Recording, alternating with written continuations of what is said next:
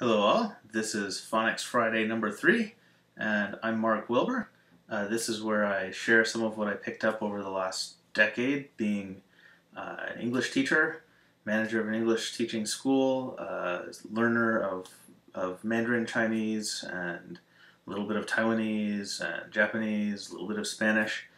Basically just being someone who's been into the languages, and now I want to share because if your students can't understand the sounds that they're hearing in your English, they probably can't understand you either. Last time I talked about the oral spelling drills that I used in my classes during my last few years as an EFL school manager, and I also taught a spelling pattern or a phonics pattern. Today I'll teach one more pattern and also talk about something that you can think about that will help you understand how your students are struggling with diphthongs, or diphthongs as some people call them. Diphthongs are composite vowels. So it's like a vowel sound where the first part, let's see, composite vowels.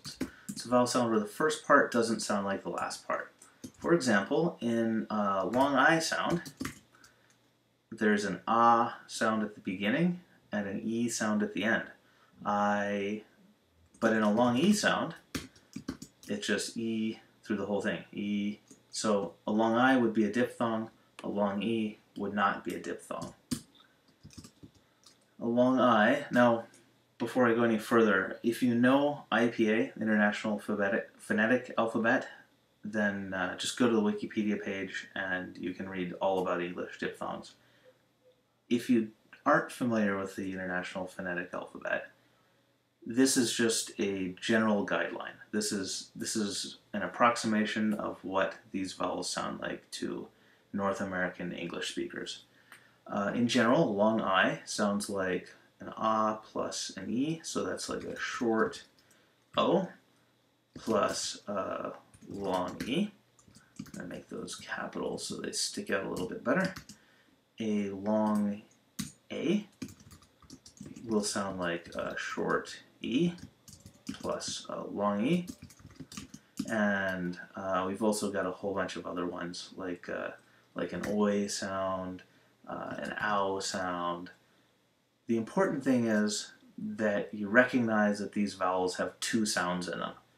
When I first went to Taiwan, even though I had already studied French in high school, and I studied Japanese in college, and then I had lived in Guatemala hearing Spanish for a little while, I still wasn't aware of this. So when my students would say, actually here's a perfect example, the word name is one of the first words that students learn because everyone learns what's your name. My students were all saying, what's your nem? And this was really strange to me. I thought, well, they have A sounds in Chinese. This was in Taiwan, and I don't know why they're having problems with this. Well, it's because the long A in name sounds kind of like an eh plus an e, aim, and they just weren't catching the e sound at the end. The solution was pretty simple. I told them exactly that. So while they're saying name, I would say it in a very exaggerated way. So I'll say, name. Keep a long I sound or a long e sound. So I'd say no, nem, and I say no, say name, and I would make them pronounce this e sound and name for a full second or a full 2 seconds, even if it was silly. It got their ears working, and then after being accustomed to this, maybe a second or third week of class, they could say name instead of a really crazy exaggerated name.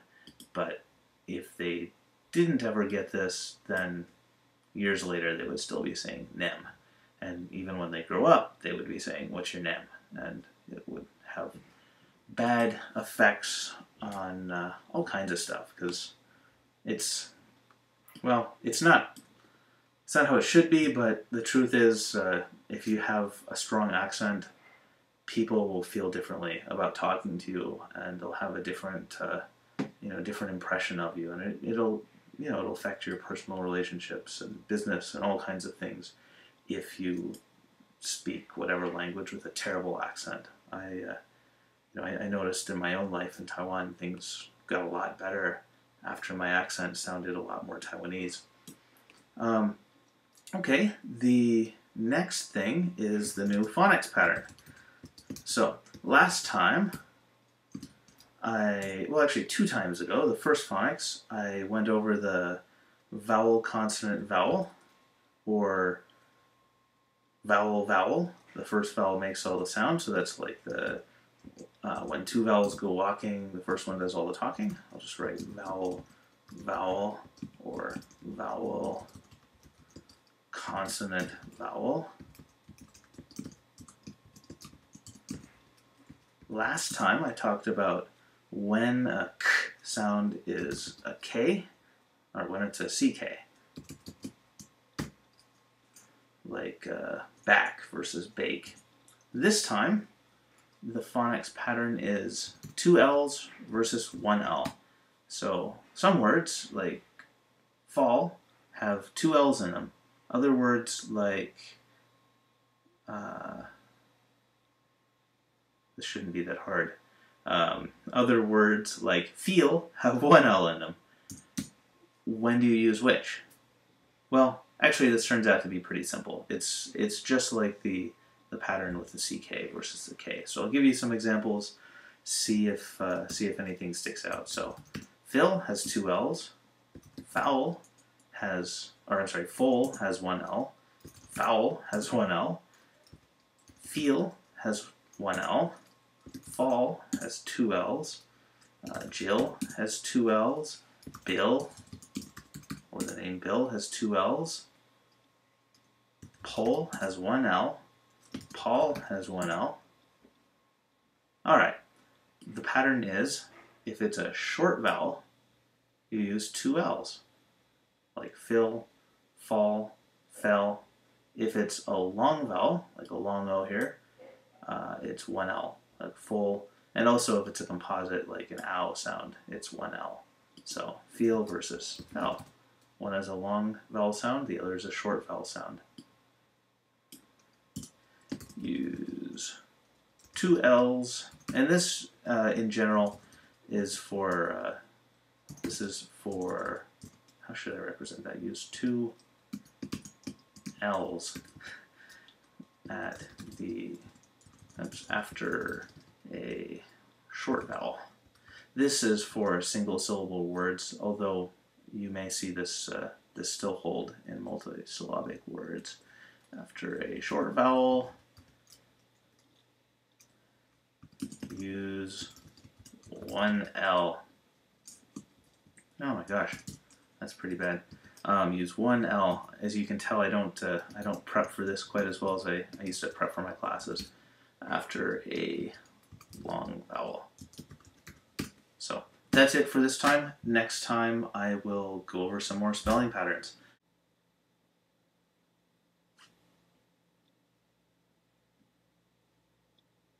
I was just thinking, I wrote Paul, P-A-U-L, and when I say it, Paul is like a short O sound, like ah, and it only has 1 L.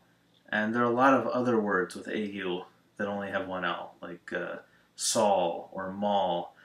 And I think this is, well, there are 2 things. First of all of these spelling rules are actually spelling patterns. None of them are 100%.